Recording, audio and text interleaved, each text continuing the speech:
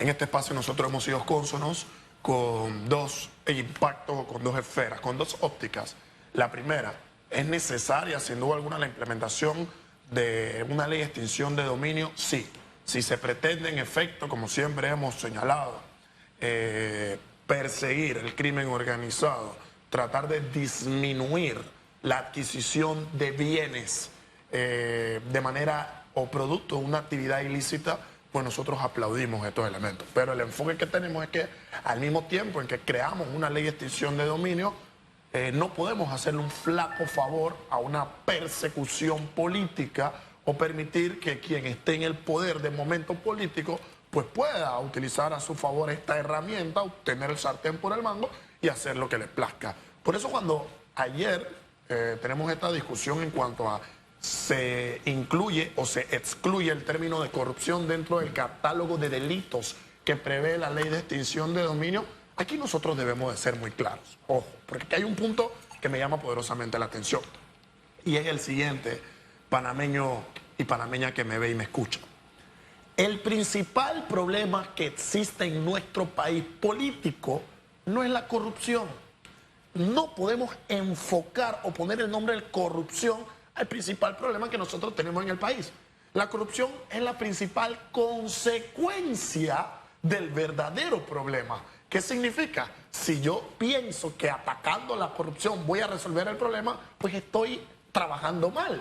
Porque el principal real problema político que tenemos es la pésima división y repartición de poderes, donde un órgano investiga al otro, donde el otro investiga al uno, donde tenemos a la figura del presidente endiosada, que nombra a todo mundo, que pone a todo mundo en el lugar y que con una llamada telefónica en este país se resuelven los temas, se despiden a las personas o se cree que se tiene el poder para hacer lo que plazca. Entonces, en la medida en la que no comprendamos que el problema va más allá, es un problema de orden constitucional, es un problema que va hacia los órganos del Estado, es un problema que requiere sin duda alguna la creación de nuevos tribunales, entiendas un tribunal constitucional, para que entre órganos no exista investigaciones cruzadas, cuando entendamos que en efecto debemos de crear entes y mecanismos independientes que puedan designar a magistrados, que puedan designar a un contralor, a un procurador, etcétera. Es allí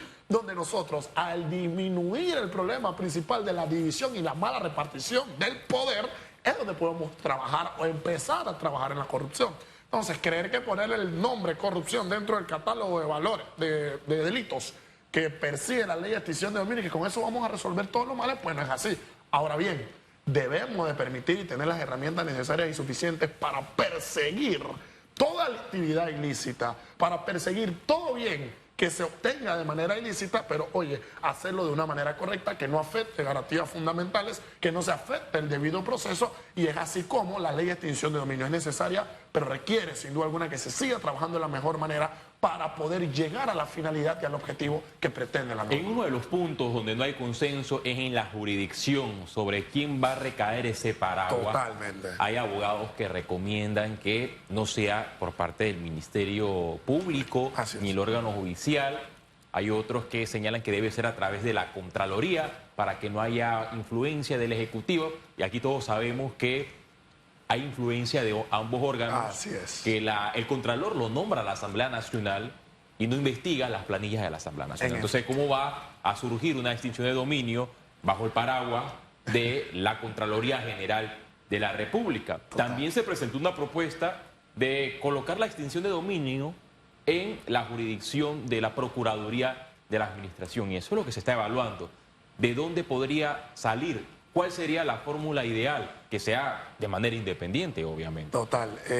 Aquí es donde se abren sin duda alguna los debates, mi querido Félix Antonio. En efecto, seguimos viendo cuál es el problema. ¿Quién le pone el cascabel al gato? Claro, si tenemos un problema real de materia política, que es la división de poderes, ahora, ¿quién se va a encargar de dominar o de controlar el monstruo de la extinción de dominio? Que aquí nosotros lo vemos como palabras, pero cuando aquí a personas cuando aquí hay individuos, cuando aquí hay familiares y allegados de X, Y y Z, le empiecen a quitar sus bienes, a ellos nosotros vamos a decir, oye, ese dolor de cabeza y esa pelea que estábamos teniendo hace algunos meses y que se crearon subcomisiones, mesas técnicas, donde sentamos a grandes profesionales para que en efecto pudieran diseñar un aparato normativo que pretenda cumplir con el objetivo, es donde vamos a ver la importancia y la preponderancia que tiene. Y ahora, ojo, es detallista y es imperante definir, mi querido Félix Antonio, quién va a ser el órgano competente para la administración de la mejor manera de la extinción de dominio. Y a priori, si se puede crear un organismo independiente que tenga, si no alguna figura de distintos órganos, de distintos entes, y que el mismo sea el que pueda perseguir estos elementos, pues sería positivo. Porque si nosotros lo dejamos, por ejemplo, en manos de una procuraduría, que en el gobierno de Juan Carlos Varela ya sabemos lo que se hace con una procuraduría. Es más, hasta se crean procuradurías paralelas cuando se tiene el interés en efecto de hacer esto. Si se quiere poner bajo el paraguas del Ministerio Público, flaco favor le vamos a seguir haciendo a que lo que tenemos como código penal quede al interés íntegro de un fiscal y el juez de extinción de dominio. Si nosotros lo dejamos a manos de la Contraloría, pues en efecto nosotros sabemos lo que hace la Contraloría cuando por presión de los distintos órganos tiene o no que actuar. Entonces estamos en un sálvese quien pueda, que es el que le pone ese cascabel al gato, y nosotros en mira de poder controlar este monstruo es desde ahora que debemos definir de la mejor manera todos los detalles y tecnicismos legales a fin de que al momento de nacer la norma nazca de la mejor manera. Estos nombramientos de jueces de extinción de dominio, de fiscales de extinción de dominio, deben ser vitalicios, es decir, de por vida, deben tener algún periodo o se deben lograr a través de concursos. Yo soy siempre del criterio, mi querido Félix Antonio, que todas las plazas de jueces tienen que tener un periodo de caducidad.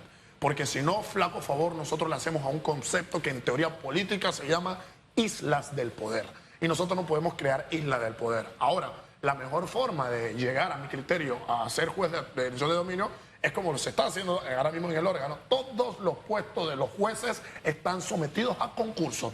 Usted tiene que ganarse por conocimiento teórico, por conocimiento práctico y por un test psicológico que le aplican la plaza en la cual usted va a estar andando. Y en efecto, ¿cuál es el mejor pronunciamiento que tiene un juez? Su trayectoria, sus fallos, cómo resuelve sin duda alguna los elementos y los casos en los que se encuentra entrevisto. Entonces, a mi criterio, mal o flaco favor, podemos hacerle nosotros islas del poder de naturaleza judicial, pero que sin duda alguna tiene una interferencia de carácter político, pero que sin duda alguna tiene alguna interferencia de carácter personal, cuando aquí hay personas, aquí hay grupos que están pretendiendo con la extinción de dominio a priori utilizarla a su favor. Entonces nosotros esperamos que sin duda alguna sea un concurso que permita poder ocupar esta plaza. ¿Y sabes qué pasa aquí?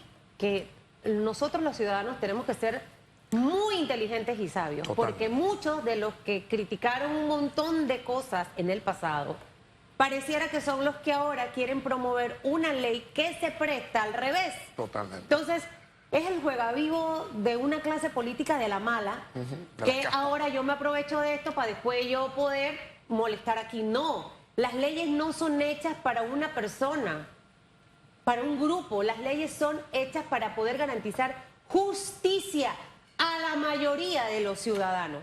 Y ojalá realmente que los diputados entiendan que tienen una responsabilidad. De ahí no puede salir un proyecto de ley aprobado que se preste para persecuciones políticas de ningún bando. Amén. De ningún bando. Entonces tenemos que ser cuidadosos. Hablo de la prescripción, habló del tema de la demostración de la inocencia de la persona, claro. Aspectos importantes. El tema de los bienes que son cautelados, o sea, cómo se maneja todo eso. Hay muchas cosas todavía que deben revisarse. Ahora, quisiera dedicarle unos minutos a la entrevista con el defensor del pueblo, porque este es otro de los grandes problemas que nos aqueja como país. Él habló de lo que se le va de su presupuesto en el tema de Ariel. Ahí no metemos a migración, ahí no metemos a la Policía Nacional, Senafrón, etcétera, al Ministerio de Salud. O sea, aquí entran otros entes y la ciudadanía en general. Entonces, 4 acuerdos firmados, Chan. Yo no sé cuál es el verdadero y auténtico compromiso de las autoridades colombianas con este tema. Quienes transitan por esa montaña peligrosa, esa selva con muchas cosas que se encuentran, son seres humanos. En efecto. No importa si son de otra nacionalidad. son niños, son mujeres.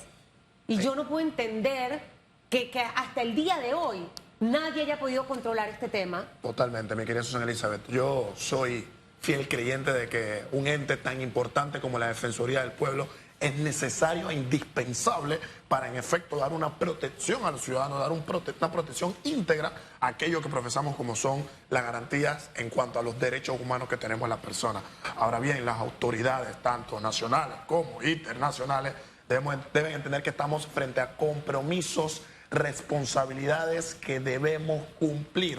¿Por qué? Porque en la medida en la que yo denigro o no le doy la calidad o la importancia de derechos humanos a las personas que lo merecen, pues flaco favor le estoy haciendo a un irrespeto íntegro a las personas, un respeto íntegro al catálogo de valores, a un cuadro de moralidad y también a los propios derechos humanos. En ese sentido es preponderante y urgente que se tomen las aristas, las decisiones y las medidas necesarias a fin de que esto, que sabemos que es caótico, que sabemos que es crítico, que sabemos que es doloroso y que nadie quisiera pasar por esta ruta, que es una brecha escandalosa, pues se pueda remediar de la mejor manera. Pero para esto, ¿qué se requiere? Disposición, ánimo en querer trabajar, humildad para reconocer los problemas, humildad para reconocer las cosas que estamos haciendo mal, porque es la única forma de poder cambiar el giro del timón y empezar a hacer las cosas bien. Gracias, Ian Ramos Fergus. A ustedes.